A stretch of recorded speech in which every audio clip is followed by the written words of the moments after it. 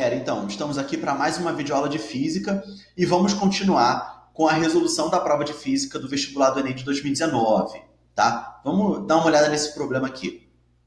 O objetivo de recipientes isolantes térmicos é minimizar as trocas de calor com o ambiente externo. Essa troca de calor é proporcional à condutividade térmica K e à área interna das faces do recipiente, bem como a diferença de temperatura entre o ambiente externo e o interior do recipiente, além de ser inversamente proporcional à espessura das faces.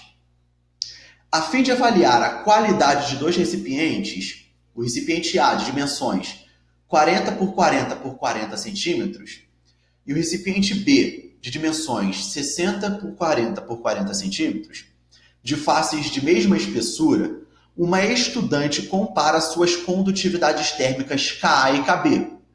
Para isso, suspende dentro de cada recipiente blocos idênticos de gelo a 0 graus Celsius, de modo que suas superfícies estejam em contato apenas com o ar.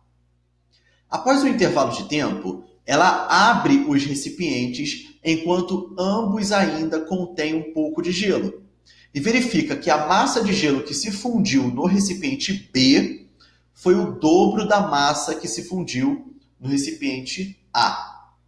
E aí o problema pede para vocês calcularem essa razão aqui, Ka sobre Kb, ou seja, a condutividade térmica do recipiente A dividida pela condutividade térmica do recipiente B. Esse é um problema, já vou dizendo de antemão que eu particularmente acho o problema mais bonito da prova do Enem do ano passado de física, tá? E ao mesmo tempo um pouco mais difícil também.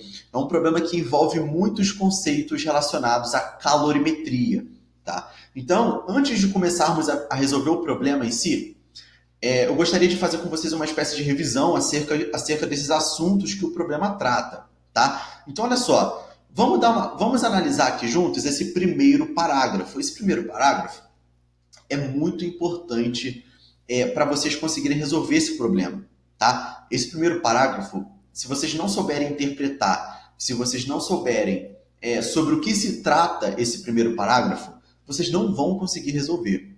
Então, olha só, o que de importante esse primeiro parágrafo nos diz? Que existe algo chamado troca de calor. Então, eu chamei a troca de calor de TC, beleza? T maiúsculo, Czinho. A troca de calor, depois da troca de calor, o problema vai te falar algumas grandezas também. Vai falar a condutividade térmica. Então, a condutividade térmica, o problema chama de K. Então, o nosso K vai ser a condutividade térmica. O problema fala outra grandeza, que é a área interna das faces do recipiente. Eu chamei essa área interna de AI. O problema fala de mais uma grandeza. Qual é ela? A diferença de temperatura entre o ambiente externo e o interior do recipiente. E aí eu chamei essa diferença de TE menos TI. Temperatura externa menos a temperatura interna, entre parênteses, tá? E a última grandeza que o problema se refere é a espessura das faces. A espessura das faces eu chamei de EF, tá? Então esse primeiro parágrafo vai lidar com cinco incógnitas, 5 grandezas. Vamos interpretar esse primeiro parágrafo. A primeira coisa importante que o problema nos diz é que a troca de calor, TC, é diretamente proporcional à condutividade térmica. Então eu escrevi isso matematicamente. A troca de calor é diretamente proporcional à condutividade térmica. Pessoal, esse símbolo aqui é o símbolo de proporcionalidade. Esse símbolo quer dizer proporcional, tá? Outra coisa que o problema diz é que a troca de calor também é diretamente proporcional à área interna das faces. Então, a troca de calor também é diretamente proporcional à área interna das faces. Tá? A troca de calor também é diretamente proporcional à diferença de temperatura entre o meio externo e o interior do recipiente. Beleza? Então eu escrevi isso também. Além disso, a troca de calor é inversamente proporcional à espessura das faces. Então eu escrevo isso, olha. A troca de calor é inversamente proporcional à espessura das faces, beleza? Aí eu vou ajeitar essa equação de modo que ela fique visivelmente um pouco mais agradável, pelo menos eu achei. Eu escrevo essa equação da seguinte forma. Eu faço o produto aqui todo, né? Deixo aqui essa fração bem explícita para que nós possamos enxergar. Então, a troca de calor é diretamente proporcional a esse produto aqui, K vezes AI vezes a diferença de temperatura, e inversamente proporcional à espessura das faces. Galera, essa equação, na calorimetria é uma área de estudo da física, essa equação é muito importante. Ela é conhecida como equação de Fourier ou lei de Fourier. Ela é conhecida como a equação de Fourier para a troca de calor, tá? Então, primeiramente, Fourier, ele foi um matemático e um físico francês que ele viveu ali no final do século XVIII e início do século XIX, entre 1768 e 1830, tá? Então ele foi esse matemático francês e ele foi responsável pela descoberta dessa relação aqui, dessa equação. Uma equação que nos possibilita calcularmos a troca de calor. Por isso que nós chamamos de equação de Fourier. Beleza? Outra revisão que eu gostaria de falar com vocês é o conceito de calor sensível e o conceito de calor latente. O problema também envolve essa parte de calorimetria. Vamos ver primeiro o conceito de calor sensível. O calor sensível, vocês podem pensar numa definição bem simples. O calor sensível é uma quantidade de calor responsável por variar a temperatura de um corpo ou de determinada substância, tá? Então, por exemplo, eu posso pegar um pouco de água, essa água, vamos supor que esteja a 20 graus Celsius, eu pego essa água e coloco no fogo. Eu esquento essa água até que ela adquira uma temperatura de 80 graus Celsius. Então, o que nesse sistema significa? Significa que a água recebeu uma quantidade de calor que variou a sua temperatura, tá? Então, o calor sensível, no caso a temperatura da água foi variada de 20 para 80. Ou seja, teve uma variação ali de 60 graus Celsius. Então, a quantidade, na verdade, o calor sensível é a quantidade de calor responsável por variar a temperatura do corpo. E existe uma maneira de calcularmos essa quantidade de calor. A quantidade de calor sensível é igual ao produto da massa da substância vezes um Czinho minúsculo, que é o calor específico dessa substância, vezes essa variação de temperatura que a substância sofrer. No caso, a nossa água, nesse meu exemplo simples que eu dei aqui, a água sofreu uma variação de temperatura de 60 graus Celsius. Em contrapartida, existe outra quantidade de calor, que é a quantidade de calor latente. A quantidade de calor latente, ela é uma quantidade de calor responsável por variar o estado físico de um corpo. Então, vocês já tiram de conclusão que o calor latente, a quantidade de calor latente, não é responsável por variar a temperatura do corpo. A quantidade de calor latente muda o estado físico daquele corpo ou daquela substância. E aí vocês lembrem dos estados físicos, sólido, líquido, gasoso, tá? E também existe uma forma, uma maneira de calcularmos essa quantidade de calor latente. A quantidade de calor latente é igual à massa do corpo ou da substância vezes o L maiúsculo. O L maiúsculo é o calor latente do corpo ou da substância. E aí, uma observação é que esse calor latente vai depender da variação do estado físico. Por exemplo, para a água, eu tenho um calor latente de solidificação, um calor latente de fusão e calor latente de evaporação. Então, depende dessa mudança. Tá? O que vocês precisam saber? De mais importante é que a quantidade de calor sensível é responsável por variar a temperatura do corpo. E a quantidade de calor latente é responsável por mudar o estado físico desse corpo. Vamos agora ver o seguinte. Existe uma maneira de nós calcularmos a troca de calor que o corpo sofreu. Né? Então, a troca de calor sensível, vamos supor que um corpo ou uma determinada substância só sofra mudança de temperatura, então esse corpo recebeu, né, com um determinado ambiente uma troca de calor. Houve ali uma troca de calor sensível. Essa troca de calor sensível ela é calculada pela variação da quantidade de calor sensível dividido pelo tempo que esse calor foi dado para o corpo ou retirado. Então, por exemplo, vamos supor que a minha água, lembra da água? Eu peguei uma quantidade de água, coloquei no fogo, essa água estava a 20 graus Celsius.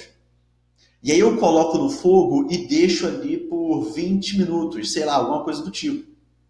Vamos supor que essa água varie para 80 graus Celsius.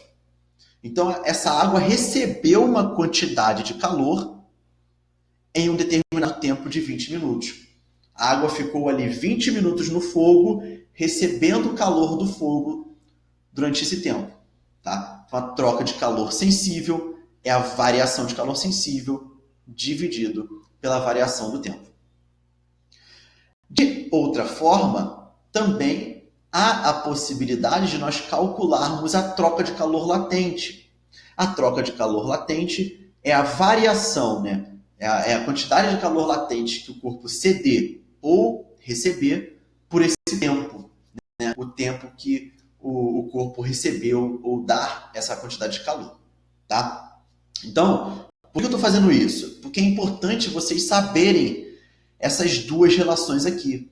Por quê? Agora eu tenho duas maneiras de calcular, né? A questão vai trabalhar duas formas de calcular a troca de calor. A primeira maneira é através da equação de Fourier. Eu tenho uma equação que eu posso calcular a troca de calor, que é a equação de Fourier. E também eu posso calcular a troca de calor fazendo essas relações aqui, dependendo de cada caso. Tá? Vamos agora interpretar o segundo parágrafo. O segundo parágrafo vai falar o seguinte: a estudante, ela pega uma determinada quantidade de gelo, olha só, ela pega uma determinada quantidade de gelo em estado sólido e coloca nos dois recipientes. Então, olha só, eu tenho um recipiente aqui, que é o recipiente A. O recipiente A tem dimensões 40 por 40 por 40 centímetros, ou seja, é um cubo de aresta 40 centímetros. O recipiente B, ele possui dimensões 40 por 40 por 60 centímetros. Eu coloquei aqui como um paralelepípedo retângulo em pé, tá? Não é um cubo. E aí a estudante pega a mesma quantidade de gelo e coloca nos dois recipientes, né? De tal forma que o gelo não tenha contato com as paredes internas do recipiente, tá? E aí esse gelo, ele é suspenso dentro de cada recipiente a uma temperatura de 0 graus Celsius. Após um intervalo de tempo, ela abre os dois recipientes enquanto ambos ainda contêm um pouco de gelo. E aí a estudante verifica que a massa de gelo que se fundiu no recipiente B foi o dobro da massa de gelo que se fundiu no recipiente A, tá? Então, olha só, eu tinha gelo em estado sólido. O gelo dos dois recipientes se fundiu. ou seja, foi para o estado líquido. Sendo que a quantidade de gelo que foi para o estado líquido no recipiente B foi o dobro da quantidade de gelo que foi para o estado líquido no recipiente A. Tá? Então, olha só. O que eu fiz aqui? Eu tirei algumas informações. O recipiente A, ele possui uma espessura de face, que eu chamei de EFA. Tá? O recipiente B também possui uma espessura de face, que eu chamei de EFB. O problema fala uma relação interessante, que as faces, né, a espessura das faces dos dois recipientes são iguais. Então, eu chamei a espessura das faces dos dois recipientes de EF. São iguais, tá? O recipiente A tem condutividade térmica Ka. O recipiente B tem condutividade térmica Kb. Beleza? A massa de gelo em estado sólido no recipiente A, eu chamei de Mzinho. E é igual a do recipiente B, porque os dois recipientes começam com a mesma quantidade de gelo no estado sólido. Então, a massa de gelo no estado sólido no recipiente B, eu chamei de Mzinho também. A temperatura do gelo no estado sólido em A é 0 graus Celsius e em B também. O problema fala isso, tá? E eu também calculei a área interna das faces dos dois recipientes. Galera, se vocês têm dificuldade de calcular a área interna de um sólido regular, eu aconselho que vocês estudem lá na parte de geometria espacial, tá? Na matemática. É bem tranquilo de calcular a área interna das faces desses dois recipientes. Eu calculei a área interna das faces do recipiente A e achei 9.600 centímetros ao quadrado. Eu calculei a área interna do recipiente B, né, das faces do recipiente B, e achei 12.800 centímetros ao quadrado. Tá? E olha só, isso aqui é no estágio inicial. Quando a estudante coloca o gelo lá, né? A estudante coloca o gelo nos dois recipientes em um tempo inicial que eu chamei de 0. E aí o problema fala o seguinte: depois de um determinado tempo, a estudante abre os dois recipientes. E o que a estudante descobre? Olha só, depois de um determinado tempo, ela abriu os dois recipientes e ela descobriu que a massa de gelo que foi para o estado líquido no recipiente B é o dobro da massa de gelo que foi para o estado líquido no recipiente A. Então, olha só, a massa de gelo que foi para o estado líquido no recipiente A, eu chamei de MA. No recipiente B, foi o dobro, então é 2 vezes MA. E lembrem, o gelo só mudou de estado físico. O gelo não mudou de temperatura. Ele só passou do estado sólido para o estado líquido. Então, a temperatura do gelo em estado líquido continua a mesma de 0 graus Celsius nos dois recipientes. A área das faces continua a mesma, a espessura das faces continua a mesma e a condutividade térmica também. Beleza? É muito importante vocês conseguirem interpretar passo a passo desse problema. O que eu fiz? Eu vou aplicar a lei de Fourier, eu vou aplicar a equação de Fourier para os dois recipientes. Então, olha só, a equação de Fourier para o recipiente A vai ser a troca de calor em A é proporcional a Ka vezes a área interna de A, né, a área das faces internas de A, vezes essa diferença de temperatura do ambiente externo para o ambiente interno, dividido pelas espessuras das faces de A, que é EF. A única coisa que eu posso fazer aqui é substituir essa área interna das faces de A. Então, a troca de calor de A é Ka vezes 9.600, vezes essa diferença de temperatura, dividido por EF. Tá? Ah, Lucas, da onde você tirou 9.600? Daqui, ó. Eu fiz o cálculo da área interna das faces de A. Beleza?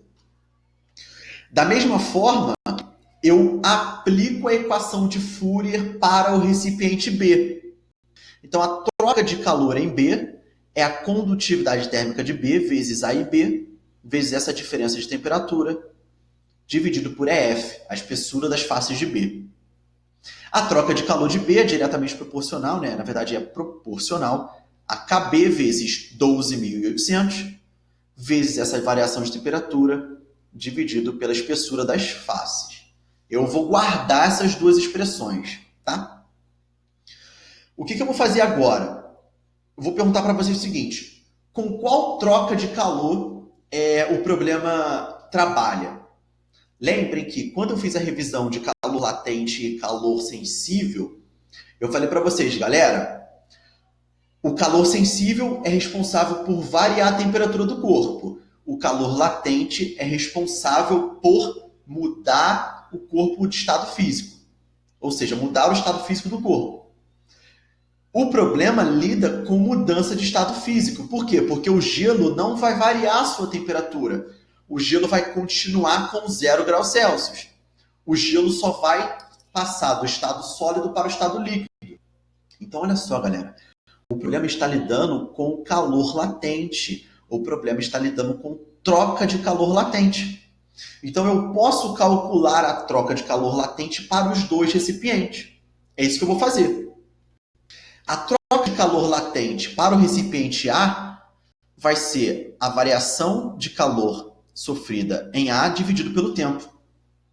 Sendo que como que eu calculo o calor latente? O calor latente é a massa de A, ou seja, a massa que se fundiu em A, vezes o calor latente de fusão do gelo, dividido pelo tempo. E aí eu também vou guardar essa equação aqui para mim, tá? Eu também vou aplicar a troca de calor latente para o recipiente B. A troca de calor latente para o recipiente B é a variação de calor sofrida por B dividido pelo tempo. Se eu abrir essa variação de calor, fica MB vezes o calor latente de fusão do gelo. Sendo que quem é MB, pessoal? MB é a massa que se fundiu no recipiente B. Porém, o problema é o seguinte: a massa que se fundiu no recipiente B é o dobro da que se fundiu no recipiente A. Então, eu substituo o MB por 2MA. Tá? Beleza. Agora, galera, a parte crucial do problema está aqui. Por quê? Por que eu fiz tudo isso? Vocês devem estar se perguntando, por que você fez esses cálculos todos? Porque o problema pede para que você calcule a razão entre Ka e Kb. Então, o que eu vou utilizar aqui? Eu vou utilizar de um simples artifício matemático. Olha só, essa troca de calor de A tem que ser igual a essa troca de calor de A aqui, beleza? Porque nós estamos calculando a mesma troca de calor, só que de duas maneiras diferentes. Então, essa troca de calor de A é igual a essa daqui. Assim como essa troca de calor de B também é igual a essa troca de calor, tá? Olha o que eu vou fazer, pessoal. Eu vou fazer TCA dividido por TCB. Então, eu escrevo TCA dividido por TCB. Se essa troca de calor é igual a essa, e essa daqui é igual a essa daqui, se eu fizer essa troca de calor de A dividido por essa troca de calor de B, isso vai ser igual se eu fizer a troca de calor de A dessa forma dividido pela troca de calor de B dessa forma. Tá? Eu só estou utilizando de um artifício matemático simples. Eu estou fazendo uma divisão. Por que eu preciso fazer essa divisão? Porque eu preciso calcular Ka sobre Kb. Então, de alguma forma, eu tenho que fazer aparecer nos meus cálculos Ka dividido por Kb. Então, essa foi uma maneira que eu descobri. TCA sobre TCB tem que ser igual a TCLA por TCLB, tá? O que eu vou fazer agora? Eu só vou substituir as equações. Quem é TCA? É isso tudo aqui. Quem é TCB? É isso tudo. Quem é TCLA? É isso tudo aqui. Quem é TCLB? Na verdade, me confundi aqui, né? Mas TCLB é isso aqui, TCB, TCA e TCLA. Então, só vou substituir. Então, olha só. TCA, ou seja, isso tudo dividido por isso tudo, né? Por TCB, isso tem que ser igual a TCLA por TCLB, tá? Então, olhem. O que eu vou fazer aqui? O que a matemática vai me falar na divisão de fração? Repete o numerador e multiplica pelo inverso do denominador. Aqui também, eu vou repetir o numerador e multiplicar pelo inverso do denominador. Então, eu faço isso. Eu repito o numerador e multiplico, né, pelo inverso do denominador. Repito o numerador e multiplico pelo inverso do denominador.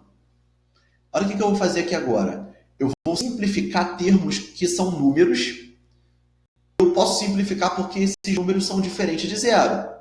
Então, a primeira coisa que eu vou fazer, eu vou simplificar a espessura das faces.